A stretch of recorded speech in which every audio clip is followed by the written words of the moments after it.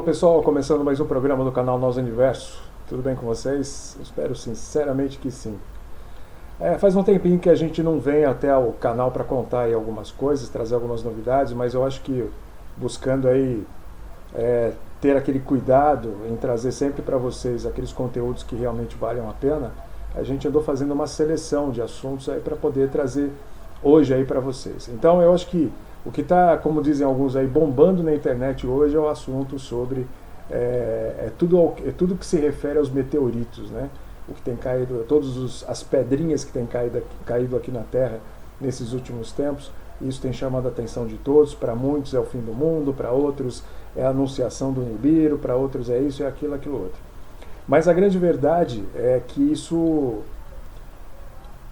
tem a ver com algo que nós comentamos algumas vezes, não só nos programas, mas também no Informativo Técnico 4, 5, dos 2 últimos meses, e que a gente enviou para os assinantes aí do canal.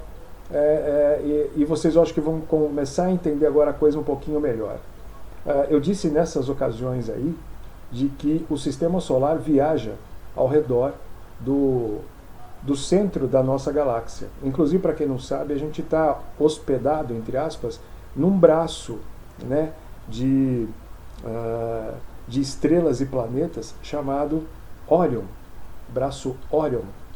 Esse braço e essa nossa viagem, então tudo circulando esse núcleo da nossa galáxia, é povoado de sistemas, né? Tem muitos sistemas. E o nosso sistema solar, como eu estava dizendo, ele viaja dentro dessa grande espiral.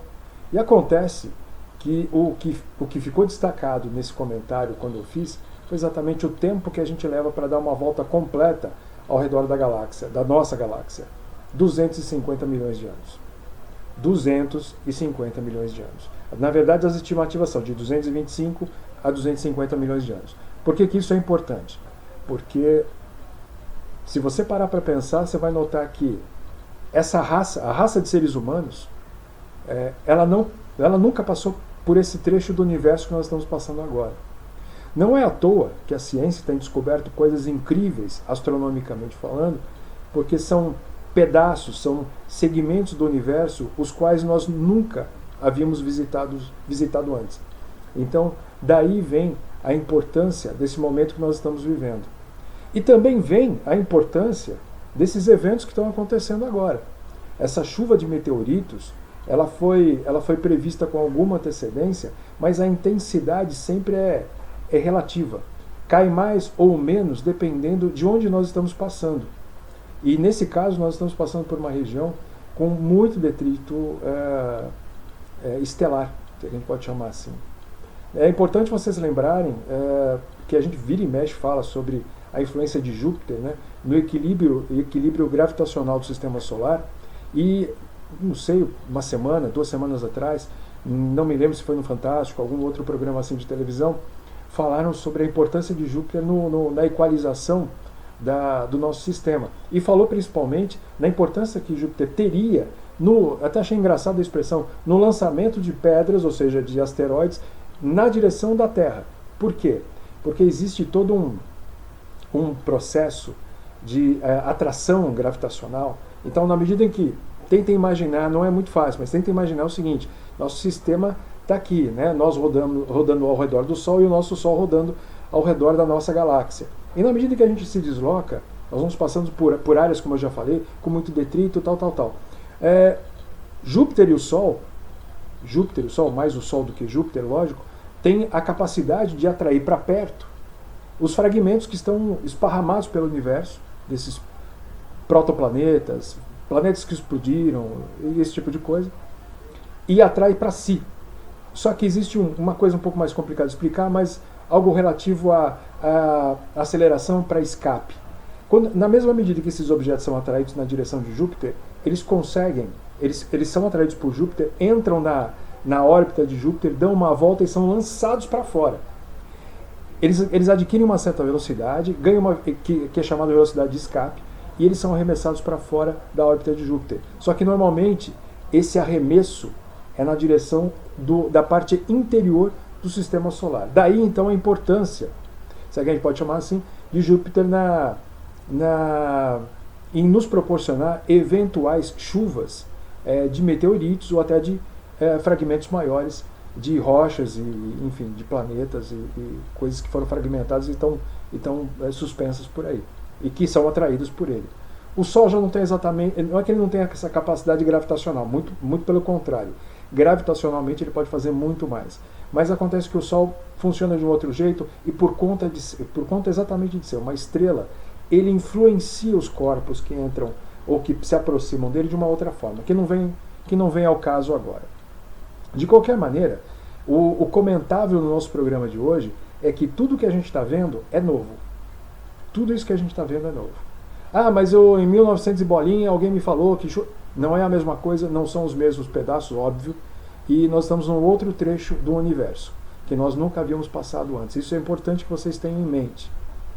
Existe um outro assunto que é importante, que se conecta com esse também, que está relacionado ao clima, de um modo geral, né? A discussão do clima não para, né? As pessoas continuam debatendo, um puxando a sardinha para o lado do IPCC, do painel intergovernamental ligado às questões do clima, então aquecimento global, ação antrópica, né? Ou seja, motivado pelo homem. E na verdade, a gente hoje, inclusive, eu confesso que eu fiz um caminho completamente diferente para chegar às mesmíssimas conclusões que um cidadão chamado Milankovitch, um sérvio, um físico matemático sérvio do início do século passado, provou matematicamente e depois com outros artigos que ele acabou publicando. E depois esses artigos foram adotados por outros cientistas, por outros físicos e que acabaram comprovando as teorias de Milankovitch. Hoje nós temos uma informação que é extremamente importante. E eu gostaria que vocês a recebessem com a cabeça bastante aberta. Ou seja, o clima da Terra ele está influenciado por vários fatores, mas basicamente ou principalmente 3. A mudança na órbita da Terra, então aquela órbita elástica de até entre 5% e 6% de aumento na elipse. Então a órbita da Terra deixa de ser circular e passa a ser um pouquinho mais alongada, e isso óbvio que é um primeiro elemento que contribuiria para a mudança do clima na Terra. Esse é o primeiro elemento. Um segundo elemento seria a precessão dos equinócios, que nós temos até um programa aqui no canal que fala exclusivamente sobre isso. Foi ministrado, inclusive, foi feito esse programa pelo comandante William Thomas, que é um navegador experiente, e ele explica muito bem como funciona a precessão dos equinócios. E uma variação, que seria o terceiro elemento, e uma variação no eixo da Terra. É uma espécie de excentricidade que existe no eixo, e esses 3 fatores juntos e combinados, eles colocariam a Terra em condições climáticas extremas, ou muito quente, ou tendendo ao muito frio, onde começariam ou poderiam haver as eras do gelo, né, os glaciares e tudo mais. E isso, na verdade, fecha a questão climática, ou seja, explica como o nosso planeta funciona climaticamente, independente da nossa interferência. Independentemente da nossa interferência. Esse é um assunto que a gente gostaria, e sempre que for possível, eu vou trazer para discussão aqui com vocês. Tá certo? Porque o clima é, de fato, a primeira coisa com a qual a gente deve se preocupar. As mudanças que vêm dessas combinações entre precessão dos equinócios, né, essa oscilaçãozinha no eixo da Terra e mais o alongamento da órbita terrestre, são realmente os elementos básicos que trabalham profundamente as mudanças climáticas no nosso planeta. É claro, eu achei muito interessante que no final de semana passado, eu acho que foi o Fantástico ou o Jornal Nacional, alguém, ontem, anteontem, uma coisa assim, não me lembro, falou, o André Trigueiro, todo mundo conhece lá da Globo, jornalista especializado em meio ambiente, ecologia, e ele trouxe como explicação para as queimadas em Mato Grosso do Sul, as águas aquecidas no Atlântico Norte.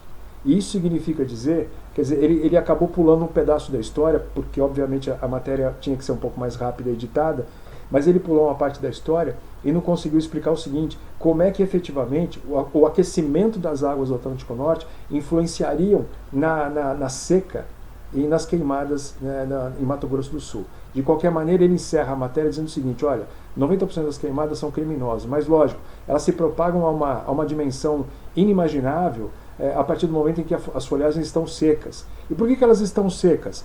Aí foi a parte que ele pulou, mas ficou implícito para quem conhece um pouquinho. O déficit no balanço hidrológico do planeta. Não está chovendo aquilo que precisava chover. Ou chove muito em outro lugar que não tinha que chover, ou chove pouco onde tinha muito que chover.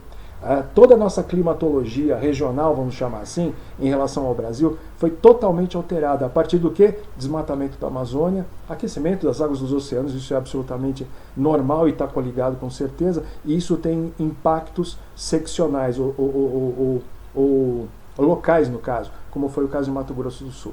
Está tudo interligado, minha gente, não tem como escapar. Ou seja, as grandes mudanças climáticas do planeta estão ligadas àqueles 3 elementos que eu falei, e eu gostaria que vocês pesquisassem até para conhecer um pouco mais. Milankovitch é o nome da pessoa, do físico matemático sérvio. E fora isso, tem a nossa participação sim, ela é pontual nesse momento, porque nós estamos derrubando aquilo que na verdade nos salvaria de todos esses perrengues durante a fase transitória do clima. Vocês entendem? Dentro dessa mesma matéria ainda o Trigueiro disse, ele estava entrevistando um especialista e esse especialista disse o seguinte: não, olha, se em lugares estratégicos do planeta nós conseguíssemos reflorestar, isso está no IT número 5 do canal Nós Universo, 30%, e eu não sabia, não falei com ele, isso foram cálculos nossos, pesquisas nossas aqui. Se nós reflorestarmos 30% de todas as áreas importantes do planeta, 30% apenas, a coisa muda completamente. O clima volta a ficar ameno e a gente passa por essa transição toda, para a qual a gente está efetivamente indo em termos de clima, de uma maneira muito mais suave. Haveria a necessidade de um esforço muito grande por parte de todo mundo, tá certo? Eu já me estiquei demais, já me alonguei demais aqui. Eu quero agradecer vocês aí pela atenção. Desculpe o vídeo um pouquinho mais longo, 12 minutos, mas eu vou encerrando por aqui. Eu retomo esse assunto no próximo programa aqui no canal Nós Universo. Grande abraço a todos, até mais!